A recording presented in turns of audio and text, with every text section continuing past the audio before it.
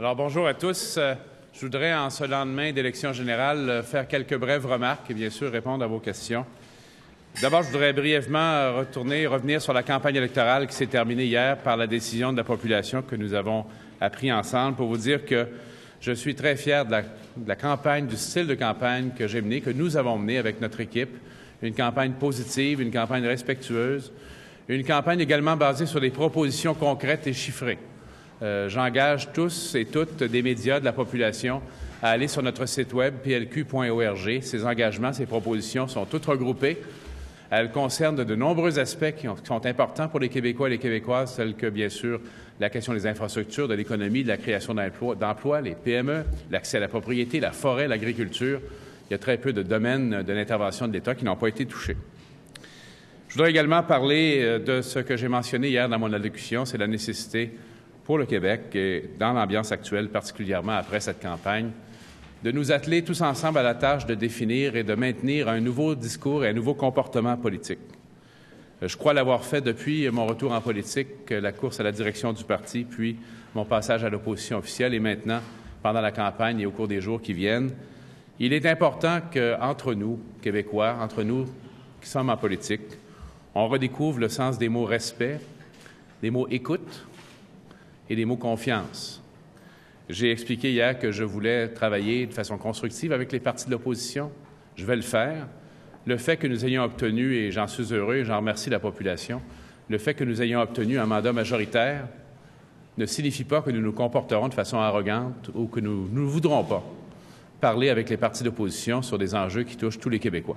Par exemple, le retour au feuilleton législatif du projet de loi sur la fin de vie, qui est un exemple rare de consensus sur une question très délicate. Je vais également aborder la question de la transparence et de l'intégrité pour dire d'abord que sur le plan de la transparence, comme je l'avais mentionné pendant la course à la direction du parti, pendant la campagne électorale, mon intention est de donner aux Québécois et aux Québécoises le gouvernement le plus transparent qu'ils auront eu au Québec, qu'elles auront eu au Québec, avec une divulgation proactive de renseignements de toutes sortes, qui sont dans l'intérêt public, par exemple la progression des travaux d'infrastructure, les comptes de dépenses, les activités de formation des ministères et des organisations de l'État. Ce type de divulgation proactive existe dans d'autres États, dans d'autres législations, et il a en général un effet très positif sur l'ambiance et la confiance et le rétablissement du lien de confiance entre la population et nos institutions publiques. Sur l'intégrité, je réponds encore une fois et je répète encore une fois qu'il n'y aura pas de compromis de ma part. On voit que la classe politique est sous examen. La classe politique dans son entier est sous examen avec la commission Charbonneau qui se poursuit. Chaque fois qu'une question sera posée au sujet de personnes liées antérieurement à notre formation politique, nous y répondrons de façon transparente. Mais encore une fois, j'indique qu'il n'y aura pas de compromis de ma part sur cette question absolument essentielle. Finances publiques, il faut, dès que possible, avoir une lecture juste et confirmée de l'état réel des finances publiques, non pas que je soupçonne que des vastes montants aient été nécessairement, je ne dirais pas cachés, mais non pas montrés à la population. J'ai l'intention, comme je l'avais dit en campagne électorale, de demander un examen complet et indépendant de l'état des finances publiques. Ce sera fait à partir de la sermentation de notre gouvernement, parce que le vérificateur général, à partir de ce moment-là, peut intervenir sur demande du gouvernement. Bien sûr, un comité de transition est en place. Il est présidé par M. Daniel Johnson. Je vous annonce que j'ai désigné comme secrétaire général Dr. Roberto Iglesias, qui sera le secrétaire général du gouvernement. D'ailleurs, M. Iglesias et M. Johnson ont aujourd'hui même une rencontre avec M. Jean Saint-Gelais, le secrétaire général en titre, afin de planifier la suite des choses.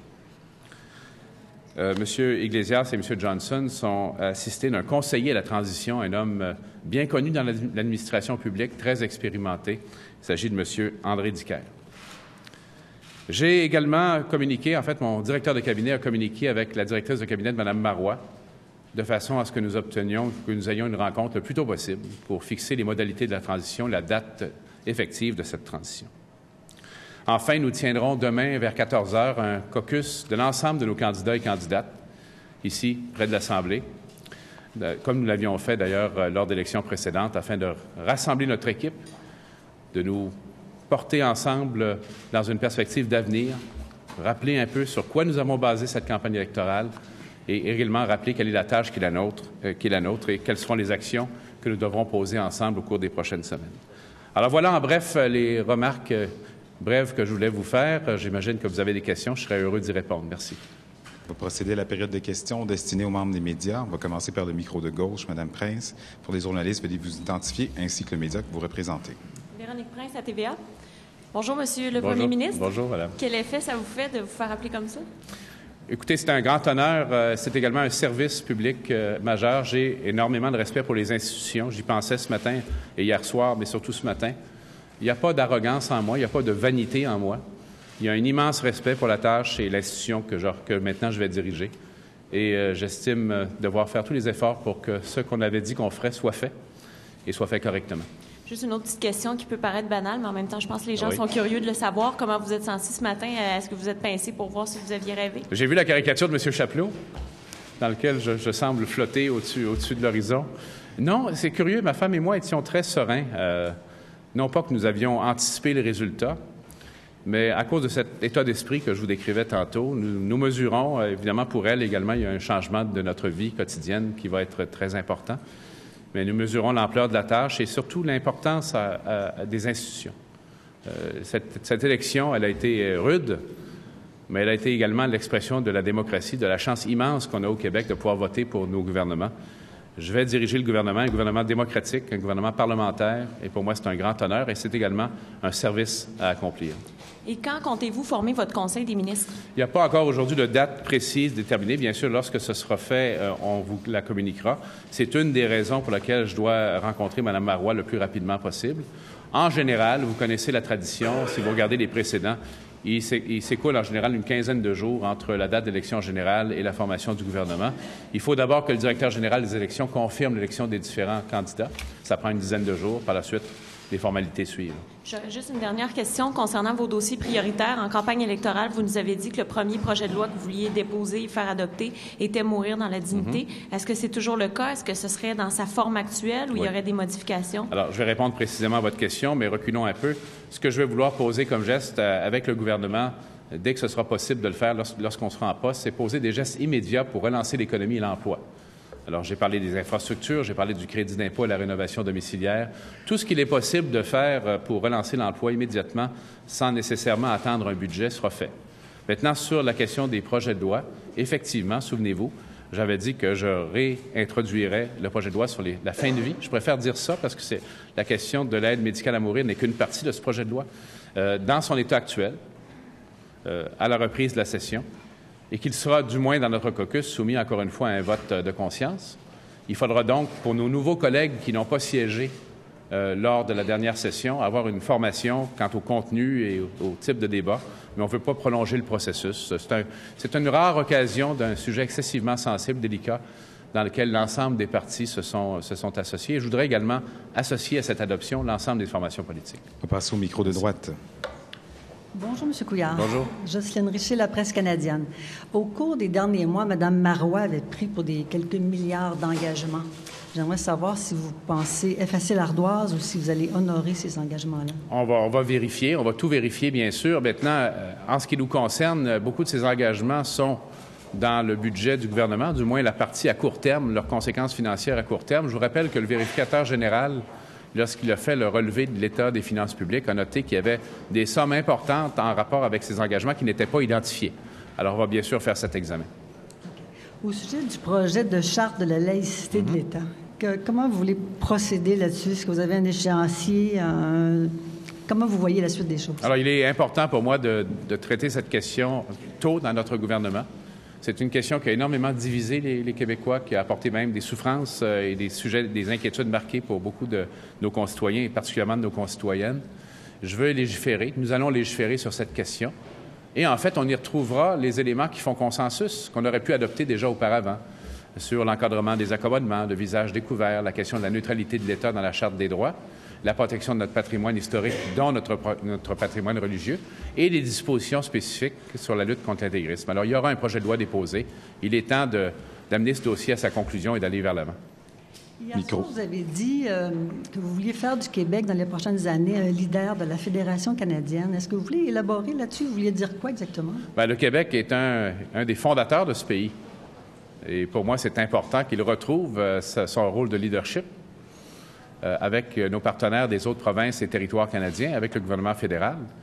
On va aller s'asseoir à la table, mais on va y aller pour, encore une fois, parler du Québec, montrer et rappeler à quel point notre caractère spécifique fait partie de la nature même de la fibre canadienne et qu'on veut agir de façon à créer de l'emploi et de la prospérité en collaboration avec tous nos collègues du Canada. Micro de gauche. Bonjour, M. Couillard, Jean-Marc Selvet du Soleil. Bonjour. Quand comptez-vous convoquer l'Assemblée nationale? Et sur la laïcité, si vous permettez, j'ai compris que vous alliez déposer votre projet tout prochainement. Est-ce que vous espérez que tout soit bouclé avant la relâche parlementaire d'été? Bien, écoutez, c'est un sujet...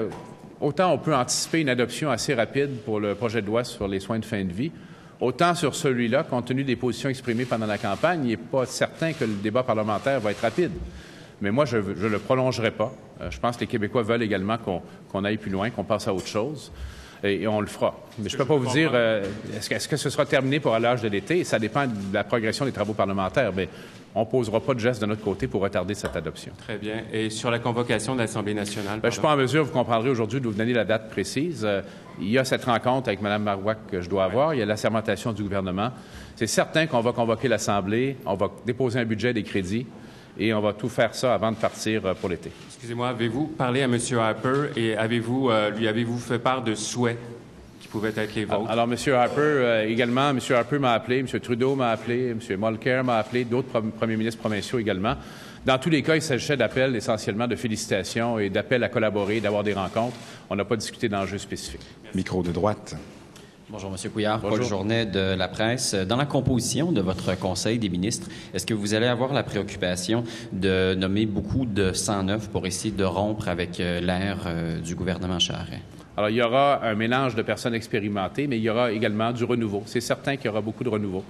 Et il y aura également des représentations régionales qui sont importantes. La question de la représentation féminine au Conseil des ministres est importante pour moi aussi. On aura, je crois, une approche équilibrée là-dessus. Serez-vous à l'aise à travailler avec certains des gens nommés par le gouvernement péquiste? Je pense par exemple à Nicolas Girard à l'AMT, aussi au patron de la Sûreté du Québec. Et avez-vous l'intention de les rencontrer pour faire le point avec eux? On va faire l'évaluation de certains de ces postes, mais je vous rappelle le critère sur lequel je vais me guider, d'une part, qui est le fait que la compétence, le curriculum vitae, les capacités de la personne doivent être clairement en rapport avec le poste occupé. Je répète que le fait d'avoir une affiliation politique en soi n'est pas un facteur qui, pour moi, disqualifie une personne d'exercer des responsabilités. Je rappelle que quand j'étais ministre de la Santé, un des premiers gestes que j'ai posés a été de confirmer David Levin comme PDG de la Régie régionale de Montréal à l'époque. Pardon, allez-vous les rencontrer? Peut-être pas moi personnellement, là. Il y a un secrétaire général qui va être nommé, qui va faire cet examen, qui nous fera des recommandations. Dernière question, si vous permettez. Qu'est-ce que la défaite du Parti québécois dit, selon vous, sur l'avenir du projet souverainiste? Je vais être prudent parce que je ne vais pas jouer à l'analyse politique. C'est votre métier, puis vous le faites beaucoup mieux que moi. Mais j'ai parlé pendant la campagne électorale d'une impression que j'avais et qui semble se confirmer, qu'il y avait un réalignement des forces politiques au Québec, ce que j'appelais les plaques tectoniques qui bougent. On le voit dans les régions. Regardez les résultats de l'élection en termes de représentation régionale.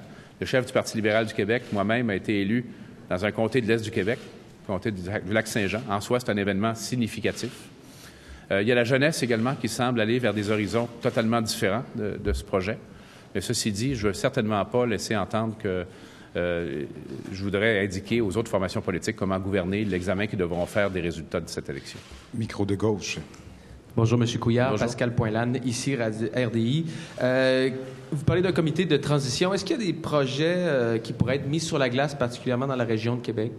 Non, on a déjà, nous, pendant la campagne, entériné la plupart des projets d'infrastructure, par exemple l'élargissement de l'autoroute Henri IV, de même que l'anneau de glace. Je rappelle également que j'ai été fort intéressé par la proposition de M. Labaume d'amener un réseau de fibre optique à haute densité jusqu'à Québec pour en faire une ville intelligente, Smart City, comme on dit en anglais. Ça m'intéresse. Alors, ces projets-là vont aller de l'avant. Et plus globalement, pour la province au complet, est-ce qu'il y a des projets qui pourraient être mis sur la glace? Au contraire, on veut accélérer les infrastructures dans le but de relancer l'emploi rapidement et on veut remettre ce qui a été retiré par le Parti québécois. En gros, ça augmente d'1,5 milliard par année le budget consacré aux infrastructures. Donc, non seulement on ne retardera pas de projet, on risque d'en accélérer, Turcot par exemple, et de mettre sur la table à dessin ou d'exécution des projets dès maintenant qui seraient prêts à démarrer. Merci. Micro de droite. Monsieur Couillard, bonjour. Bonjour. Comment allez-vous vous assurer, si vous accélérez le tempo, qu'on ne retombera pas dans des travers qu'on a déjà connus là-dessus? Alors, je suis certain que nous sommes tous préoccupés par cette question. Je dirais que la réponse à cela, c'est par exemple la transparence. Moi, je suis persuadé qu'une des antidotes à cette perte de confiance entre la population et ses institutions, c'est parfois le manque perçu de transparence. Par exemple, vous vous souvenez, lorsqu'on a parlé des infrastructures durant la campagne, on a mentionné qu'on publierait l'état d'avancement des travaux sur un site Web, incluant les fameux extras ou les changements qui se produisent à l'occasion. Et bien sûr, on aura une surveillance constante des activités de ce côté-là, mais le plus de transparence possible, meilleur sur le résultat. Vous pensez que le MTQ est à même de gérer plus, là, et tous les ministères ont ce qu'il faut pour surveiller, encadrer une augmentation des travaux? Bien, en fait, on rétablit essentiellement le niveau d'investissement qui était prévu déjà. Et il n'y a pas que le MTQ qui fait les investissements d'infrastructure. Il y en a en santé. J'étais à Victoriaville cette semaine où on va parler du projet de l'hôpital. Il y en a également d'autres ailleurs. Il y a des projets en éducation, des projets en culture. Alors, là-dessus, je crois que ce sera certainement possible de le faire. Et c'est une des mesures par lesquelles l'expérience montre, de l'OCDE en général, que c'est une façon efficace de relancer l'emploi à court terme. Vous voulez réimpliquer le Québec dans la fédération. En tout cas, j'essaie de calquer vos mots le plus fidèlement possible. Il y avait, sous M. Charest, des rencontres là, avec M. McGuinty, même les cabinets se rencontraient. Est-ce que vous pourriez ressusciter un peu cette formule-là? Oui, je suis intéressé à cela, mais je dirais que parmi toutes les relations que je voudrais établir au début de notre mandat de gouvernement, celles avec nos voisins sont particulièrement importantes. Bien sûr, l'Ontario, les provinces maritimes, le nord-est des États-Unis. Ce sont nos premiers partenaires et il faut établir des relations et je veux établir des liens personnels également avec les chefs de gouvernement de ces régions. Micro de gauche. Bonjour. Vincent Marissal de La Presse. Bonjour, M. Couillard. Au Canada anglais, depuis hier soir, il y a un certain empressement à enterrer le mouvement souverainiste. Qu'est-ce que vous comptez dire à vos homologues, par exemple, qui vont vous en parler? Et est-ce que vous partagez cette analyse que cette fois-ci, c'est pour vrai et le mouvement est mort? Une idée ne meurt jamais. Une idée ne meurt jamais. Il ne faut pas que les idées meurent. Cependant, là où la question peut se poser, c'est quelle est la capacité de cette idée de mobiliser la population politiquement et de former un gouvernement, par exemple. Mais ça, c'est du ressort du PQ à faire cette analyse-là. Par ailleurs, la commission Charbonneau a repris ses travaux ce matin. Là, il y a encore des noms qui circulent. Vous les avez entendus comme moi. Je ne veux pas personnaliser puis accuser personne, mais ce qui se dit là, est-ce que ça pourrait avoir une influence sur, par exemple, les choix pour la composition de votre cabinet? On va faire des vérifications profondes avant de faire ces nominations-là, c'est clair. Cependant, comme vous l'avez fait, M. Marissal, dans votre introduction, je mets en garde contre des conclusions hâtives parce qu'un nom est mentionné, nécessairement cette personne est fautive. Également, contre toute tentative de culpabilité par association, il faut faire attention à ça. Cependant, s'il y a des faits avérés, des choses qui sont sérieuses, elles seront certainement vérifiées avant les nominations. Ce qui veut dire, par exemple, qu'un candidat potentiel au cabinet pourrait être rencontré peut-être plus que moins. On pourrait peut-être lui poser plus que moins des questions pour être sûr. Oui, d'ailleurs, on pense à cette question-là et je pense qu'on a besoin de montrer et de pratiquer le contrôle le plus grand possible et la transparence le plus grande possible également. Micro de droite. Bonjour, M. Couillard. Bonjour. Vous allez bien? Oui. Heureux de vous revoir. Oui, moi aussi. M. Couillard, est-ce que vous allez changer la direction de la Sûreté du Québec? Est-ce que c'est parce que ça a été fait sous le Parti québécois, ils ont placé d'autres personnes à la direction de la Sûreté du Québec, qui est quand même un organisme avec un statut particulier au Québec. Là. Est-ce que vous avez l'intention de changer les choses? Alors, c'est un poste qui va être réévalué, c'est clair. Cependant, j'attire votre attention sur le fait que, comme d'autres postes semblables, dans le cas de la Sûreté du Québec, j'ai fait pendant la campagne électorale des remarques quant au mode de sélection du directeur de la Sûreté du Québec. Et j'ai suggéré, et on verra en discuter avec les gens concernés, avec les collègues, que, par exemple, on ait un processus un peu voisin de celui des juges où un comité de sélection indépendant évalue des candidatures, rencontre les personnes, établisse une très courte liste de personnes aptes à exercer la fonction et que le gouvernement choisisse dans cette liste-là. On n'a pas fini la réflexion là-dessus, mais je pense que le processus de nomination doit être amélioré. Vous avez dit que c'est un des postes qui doit être réévalué, là. Oui. Sous quel motif? Pourquoi? J'aimerais juste que vous précisiez. Là. Je ne ferai aucun commentaire sur la personne en titre actuellement. Je veux juste m'assurer que toutes les nominations qui sont là sont optimales. Je veux m'assurer également que les processus de nomination sont modernisés. Et il n'y a pas que ce poste-là qui va être examiné. Il y en a d'autres également. Mais permettez-moi d'insister, mais si vous voulez réévaluer ce poste-là, ça doit être parce qu'il doit y avoir un certain niveau d'insatisfaction, j'imagine. Si vous étiez complètement satisfait de la façon dont ça se déroule, vous n'auriez pas cette réflexion. Je vais être très prudent dans mes commentaires là-dessus, en indiquant, comme je l'ai fait déjà, qui est essentiel pour moi, compte tenu de ma fonction à venir, là, de ne rien faire ou dire qui minerait le lien de confiance essentiel entre la population et les forces policières. Micro de gauche. Bonjour, Jean-Luc Lavallée, Journal de Québec. Bonjour. Monsieur Couillard, vous avez tout à l'heure parlé pour la composition de votre futur cabinet là, de représentation féminine et d'une approche équilibrée. Est-ce que ça signifie 50-50? Là, évidemment, quand je disais équilibré, je parlais spécifiquement du lien entre des personnes expérimentées qui sont nécessaires et des personnes nouvelles. C'est de ça dont je parlais. Et au niveau de la représentation féminine, il n'y a pas d'engagement de ce genre-là. Je veux avoir le plus de parité possible. Je parlais d'une zone de parité, souvenez-vous, pendant la campagne. Là, il faut voir, comme on dit, quelles sont les cartes du jeu devant moi. Avoir les meilleures personnes aux meilleurs postes, mais pour moi, la présence de femmes en position de direction est essentielle. Et je ferai le maximum d'efforts pour leur donner le plus de place possible dans mon gouvernement. Ça a été une campagne dure. Vous avez beaucoup parlé du ton. Encore, là, au début de votre allocution, vous avez fait référence au respect là, qu'il est important de maintenir et de garder. Pensez-vous qu'il va être possible de panser les plaies de cette campagne où ça va laisser des séquelles avec les partis d'opposition? Je vais vous dire oui, j'espère. Personnellement, là, puis je ne fais pas de philosophie à Saint-Sou quand je vous dis ça, moi, je pardonne à ceux et celles qui, pendant la campagne, ont eu des mots durs envers moi. J'en ai pas eu, moi, envers les adversaires. Je veux maintenir ce discours-là parce que ce que je crains, c'est qu'on glisse dans une sorte d'ambiance permanente, une sorte de déshumanisation des adversaires politiques. J'aime pas ça. Il y a d'autres pays, pas loin de chez nous, où ça se pratique abondamment. On n'a pas besoin, nous, les Québécois, d'aller dans cette direction-là. Avez-vous pris connaissance des propos de Marc Laviolette hier soir lors d'un discours aux militants?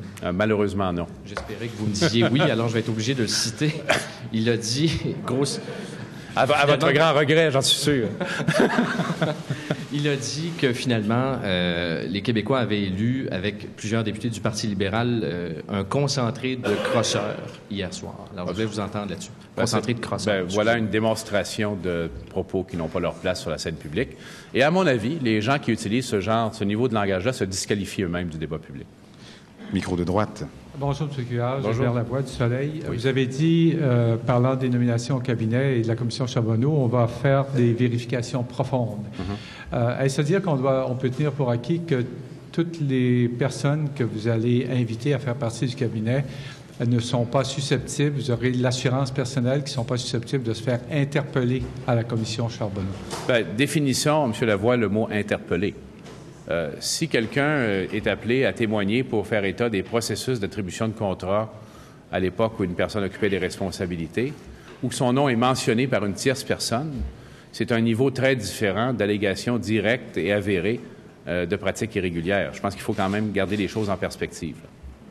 Deuxième question. Vous parlez beaucoup de transparence. Oui. Les politiciens dans l'opposition promettent la transparence. Oui. La pratique peu une fois rendue au pouvoir. Mme Marois avait pris ses distances de la presse parlementaire. On la voyait moins souvent. Comment voyez-vous vos communications avec la presse parlementaire pendant votre mandat de 4 ans? Et demi. Elles seront constantes et ouvertes, comme je l'ai toujours fait. Je me suis jamais défilé pour répondre aux questions. Je le ferai, puis je vous rencontrerai régulièrement, c'est certain. Je n'ai pas l'intention de me défiler du tout. Sur ce qui est de la transparence, je crois qu'on est rendu là au Québec et on n'est pas les premiers à passer par là. Au cours de mon retour en politique, de la campagne au leadership, j'ai étudié les exemples de pays scandinaves, par exemple, ou de l'administration américaine de M. Obama, qui met véritablement en place des actions concrètes pour rétablir ce lien de confiance dont je parlais tantôt. Chez nous, par exemple, ça irait jusqu'à la divulgation proactive de comptes de dépenses liées à des activités de formation dans des ministères ou organismes, de contrats, de consultants et autres. Parce que la population, d'une part, veut savoir et est irritée lorsqu'ils ont l'impression que c'était de l'information cachée qu'il a fallu aller chercher avec beaucoup d'efforts, et vous le savez très bien, vous, des médias, ce que ça signifie. Alors, pour moi, ça fait partie du changement profond de culture politique, cette question de la transparence, et j'en fais pas un instrument politique de campagne électorale, mais un de mes objectifs à titre de chef de gouvernement. Micro de gauche. Oui, bonjour, M. Couillard. Ouais. Juste pour compléter sur la transparence, certains disent qu'on serait dû pour une réforme, entre autres, de la loi d'accès à l'information. Est-ce que ça peut faire partie des outils de transparence? Oui, d'ailleurs, il y a des travaux qui sont en cours et qui étaient en cours, comme vous le savez, là-dessus.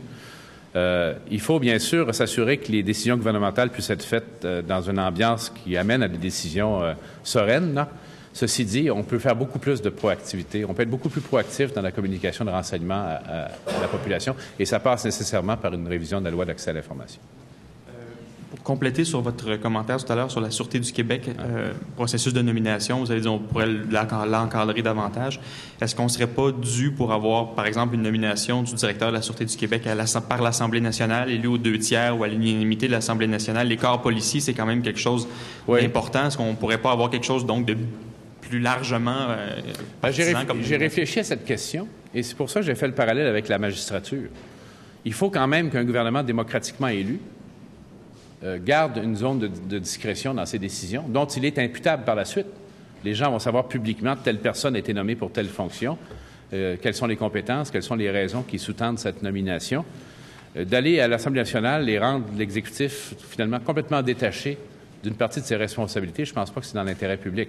Ce qui est dans l'intérêt public, c'est le caractère indépendant du processus de nomination et la transparence également de cette nomination. Micro de droite. Bonjour, M. Couillard. Bonjour. Patrice Bergeron, de la presse canadienne. Vous avez dit que vous voulez donc avoir un gouvernement intègre et transparent et vous voulez pas être arrogant. Donc, vous êtes un gouvernement majoritaire pour les 4 prochaines années. Vous savez qu'il suffit pas de vouloir collaborer avec l'opposition pour ne pas être arrogant. Qu'est-ce que ça signifie ne pas être arrogant pour un gouvernement majoritaire? Bien, ça signifie, par exemple, sur des enjeux comme les orientations budgétaires, avoir de véritables conversations avec les partis d'opposition, même si on est majoritaire et qu'on pourrait dire, bien, c'est pas de toute façon, on va faire le budget qu'on fera. Moi, j'ai entendu durant la campagne M. Legault et d'autres avoir des idées intéressantes sur la question des finances publiques. Pourquoi nous priverions-nous de ces idées-là? Alors, on ne laissera pas les partis d'opposition gouverner à la place d'un gouvernement majoritaire, c'est pas ça que je dis, mais d'avoir une attitude d'ouverture et de collaboration m'apparaît très judicieux. Et le premier élément concret qui va revenir à l'Assemblée, ce qui était le cas auparavant, c'est la question du projet de loi des soins de fin de vie, où c'est un exemple rare que beaucoup nous envient d'un consensus de population et parlementaire sur un enjeu excessivement difficile. Vous avez dit que vous n'avez pas aimé le ton de cette campagne-là. Donc, pour le retour en Chambre, est-ce que c'est pas là une forme d'invitation aux partis d'opposition à changer de ton pour que ça soit plus serein en Chambre? Il faut que ce soit des deux côtés. Quand on dit que c'est toute la faute de l'autre, on commence bien mal la discussion. Je pense que toute la classe politique a intérêt à faire un examen de ces questions-là. Ce que je peux vous dire, c'est que après avoir parlé à des citoyens et des citoyennes partout au Québec, la population n'aime pas ça. On peut avoir l'impression, entre guillemets, qu'on gagne des points, là, politiquement, mais dans la grande réalité du Québec, c'est pas quelque chose qui est vu positivement et on ne fait pas avancer le débat politique. Alors, oui, l'opposition, mais également le gouvernement. Il faut avoir une attitude respectueuse et surtout posée, à mon avis. Micro de gauche. Bonjour. M. Couillard. Heureux de vous revoir. Félicitations. Oui, heureux de vous revoir également. En matière de transparence, il a été question, entre autres, dans le passé, du dévoilement des comptes des dépenses des députés. Il y a aussi toute la question, je sais que vous avez dévoilé vos revenus, etc.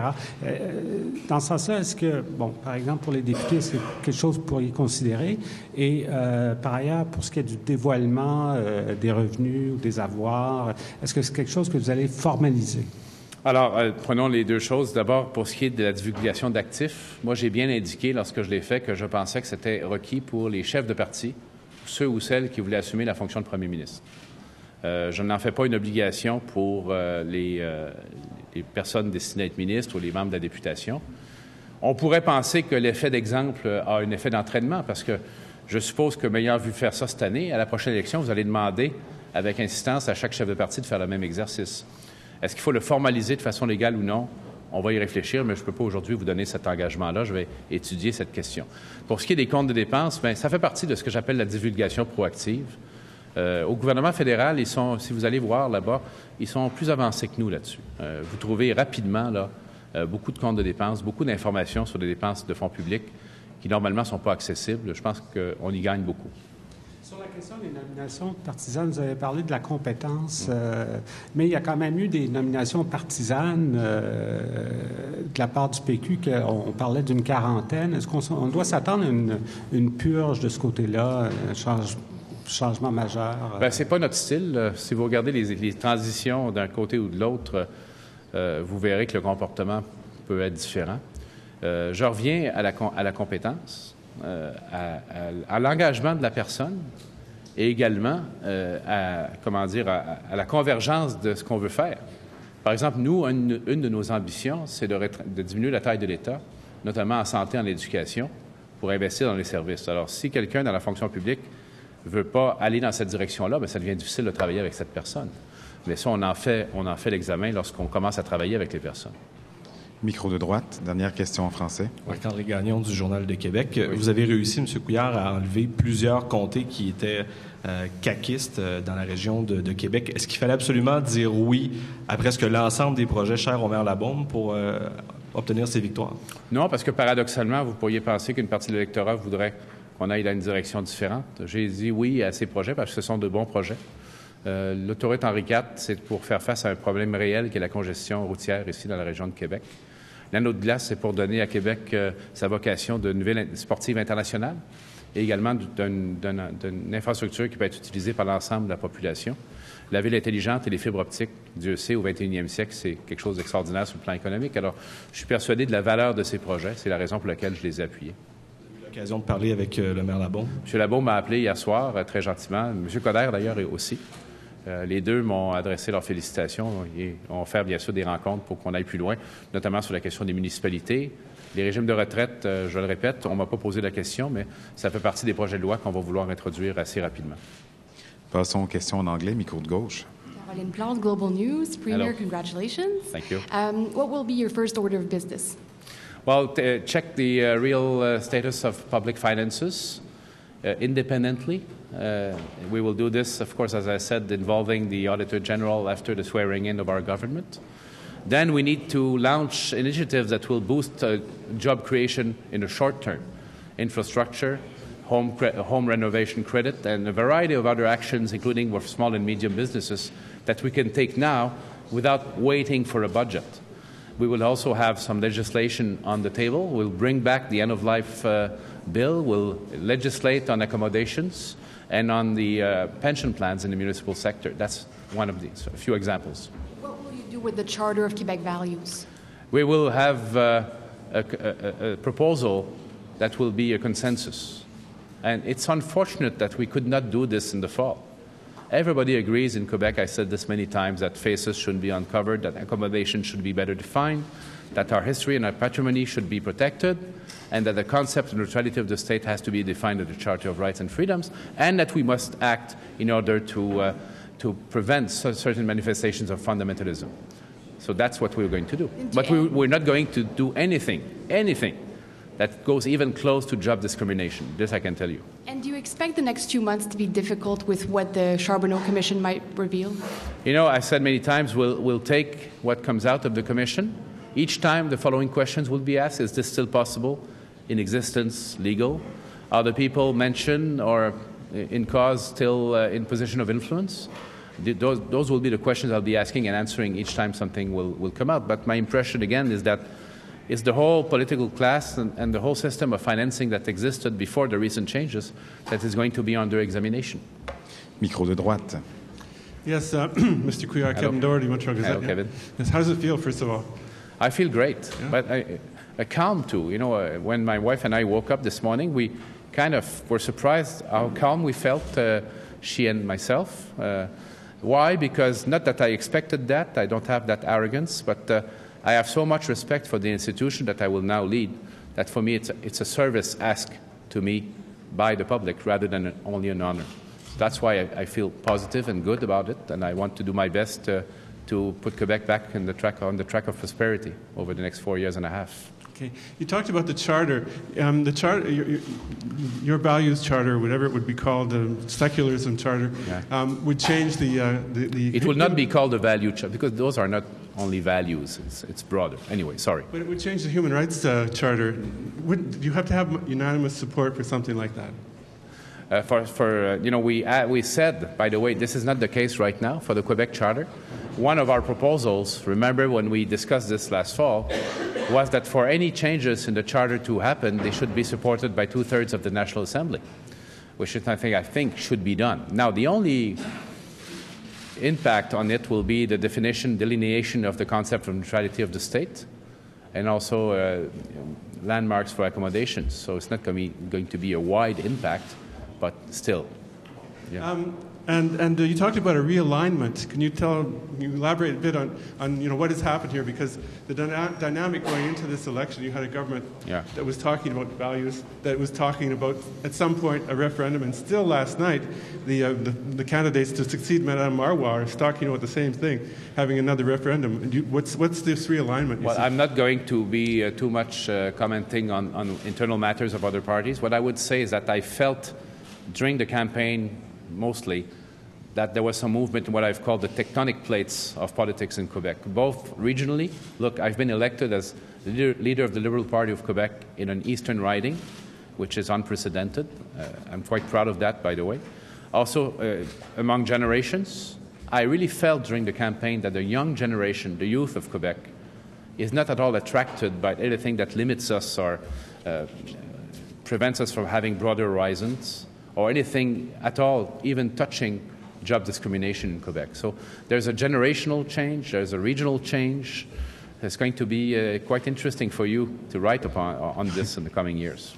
Micro de gauche. And I will not venture, only when I write maybe one day my memoirs, otherwise I'll stay away from it. Micro de gauche. Hello. Hello, Salim Shivji, CBC. You talked a lot about transparency and the importance of it. So what concretely are you promising to do to improve transparency? Well, I have studied the examples of Scandinavian governments and what the Obama administration has been doing in Washington, D.C., proactively disclosing information that normally has to be digged out literally by the media or certain citizens. Expense accounts, certain type of expenses for activities in ministries and other organizations, infrastructure projects. Where's the project compared to the time frame, compared to the budget? Has there been any addition to the budget, and why? This type of information, I think, would be in an advantageous way quite profitable for the public if they were disclosed openly, proactively, rather than having to be literally again digged out by the media. Yeah. Micro de droite. Hello. Hello, Les Perot from the Globe and Mail. Just getting back to the tectonic plates for a second. When you talked about that 2 weeks ago, was this the result you envisioned from the shift of those plates? I could feel it, but I did not at that time translate it in electoral results. But I could really feel that both regionally and in terms of generations, a significant change in politics is happening in Quebec. And it's not over.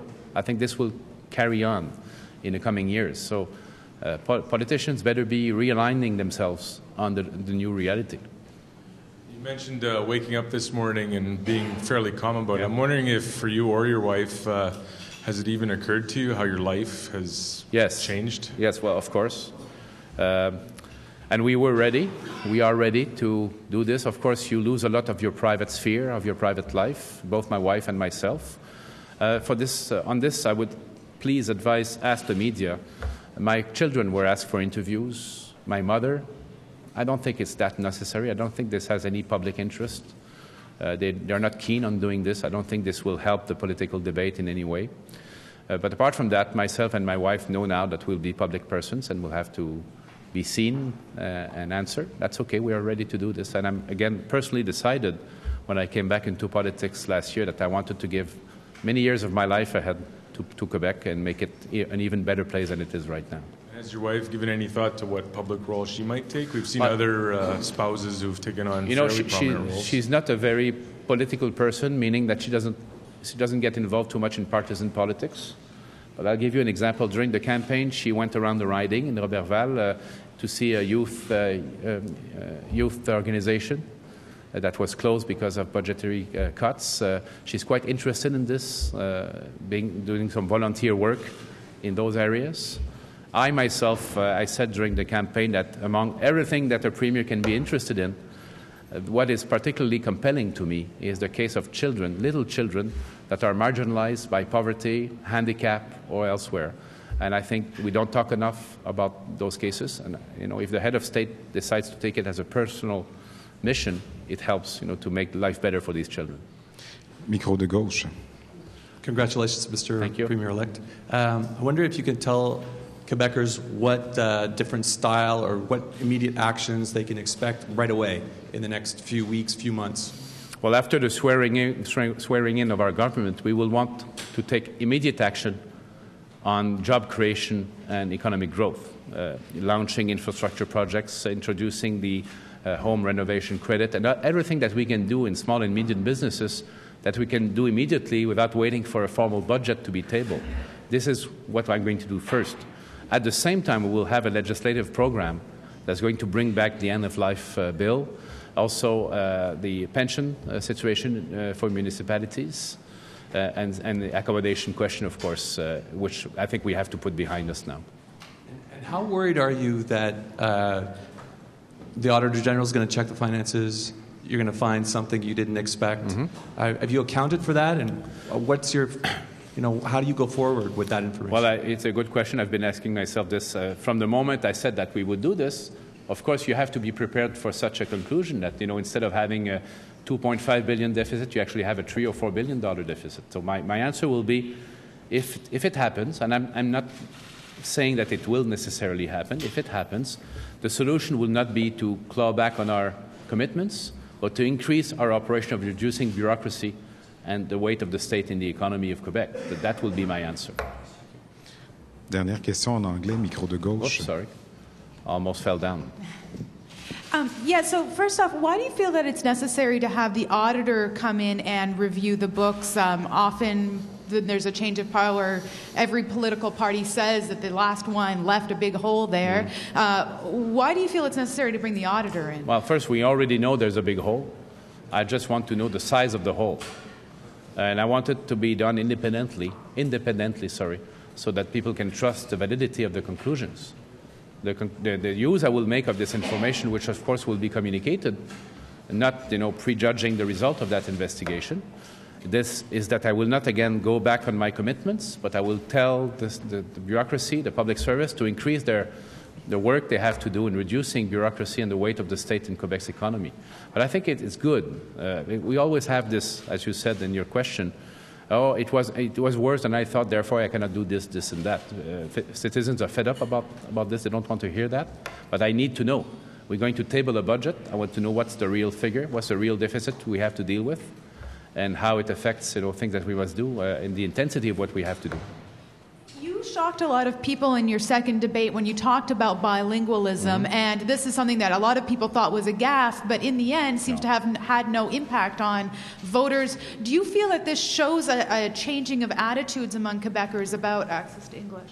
I think it shows a gap between certain politicians and what I call the real people in society out there. We are all attached to French, and the French face of Quebec is absolutely crucial to our identity, which, by the way, I want to be shared by all Quebecers from all origins. This being said, for everybody to say that it's not advantageous for someone to become bilingual or for our kids to be bilingual is nonsense. And everywhere I went in Quebec during the campaign, and I mentioned our intention to increase sixth grade teaching of English, people applauded. They want that. There's not a single parent in Quebec that doesn't want this. And the same goes for English-speaking parents. So it's obvious that it's in the 21st century necessity, but what I oppose is to make a link between this and the intensity of our action to protect and promote French. It has no relationship at all. Ceci met un terme au point de presse. Merci. Bientôt. Voilà. Merci, à bientôt.